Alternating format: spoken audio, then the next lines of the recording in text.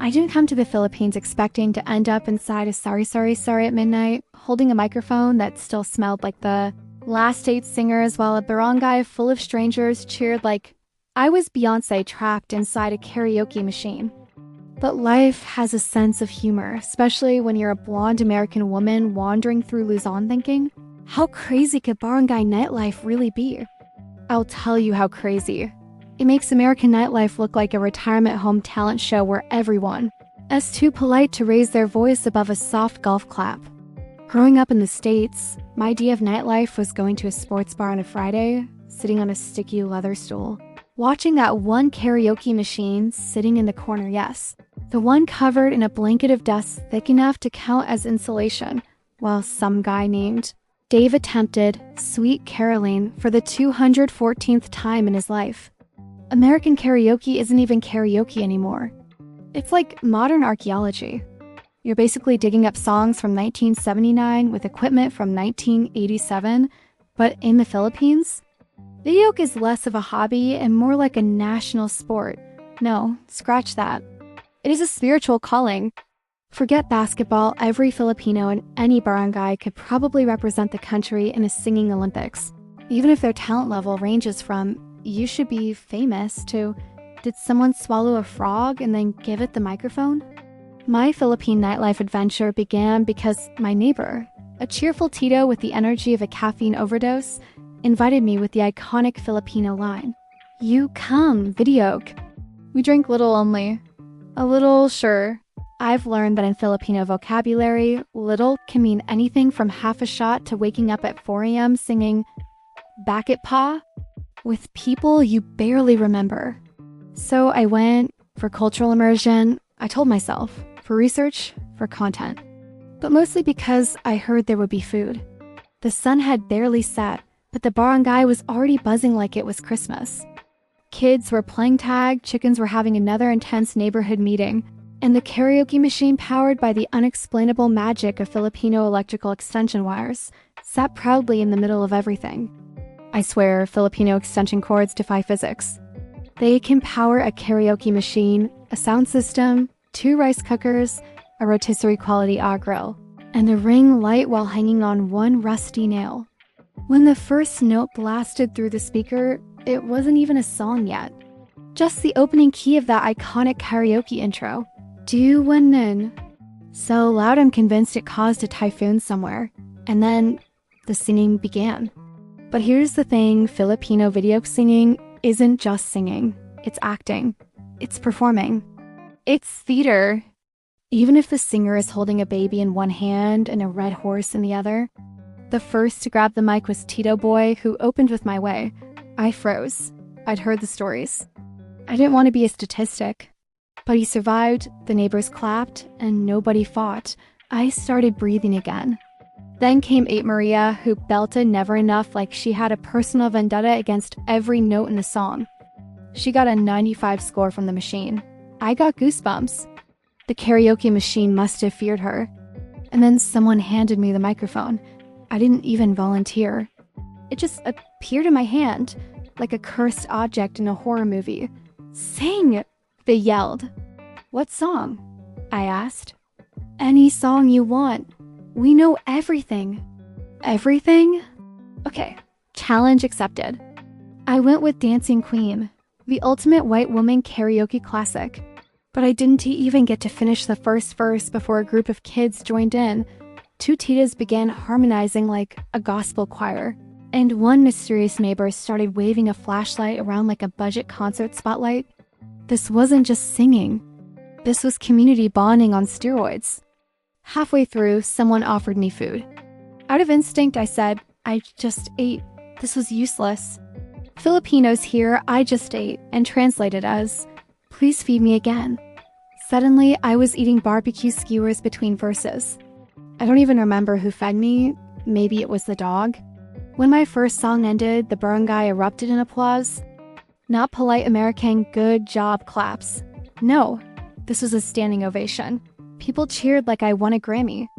I got a perfect 100 on the machine, which I'm convinced was rigged, because even I know I don't sound like that. After 3 more songs, because apparently just one sings means prepare for a concert, a Tito approached me and said, "You sing very good. Better than Regine Velasquez." "Sir, please, I know you're lying, but continue."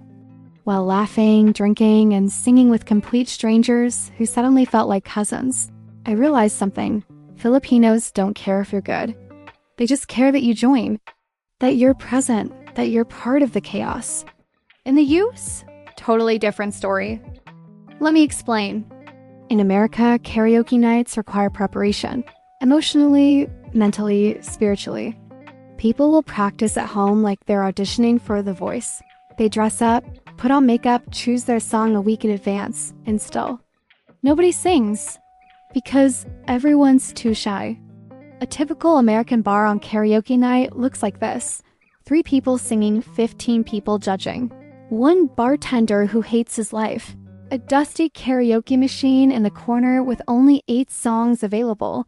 A drunk guy named Kyle yelling "Freebird," even though it's not on the list. And don't forget the classic, "Please welcome Jennifer." Jennifer does not come, because Jennifer left the bar 20 minutes ago to avoid singing. Meanwhile, in the barangay, the karaoke machine is never untouched, not once, not even for a second. If the mic is free for more than 10 seconds, a Tito magically appears to fill the silence. I once watched 2 American guys fight because one of them sang their song without asking permission. In the Philippines, 5 people will grab the mic together like it's a family heirloom. You'll hear harmonies, ad-libs, improvised raps, maybe a whistle note. They don't care whose turn it is. Turns are for bowling alleys, not for videoke. And let's talk about scoring. American karaoke machines don't score you. They barely function. They have one job: show lyrics. Meanwhile, the Filipino Videoke machine judges you harder than an entire panel of American Idol judges. You miss one note, score 64. You burp into the mic, score 98. You completely butcher the lyrics, sing off key, and laugh through the whole thing, score 100 because the machine is drunk too. And the Philippine scoring system has no logic.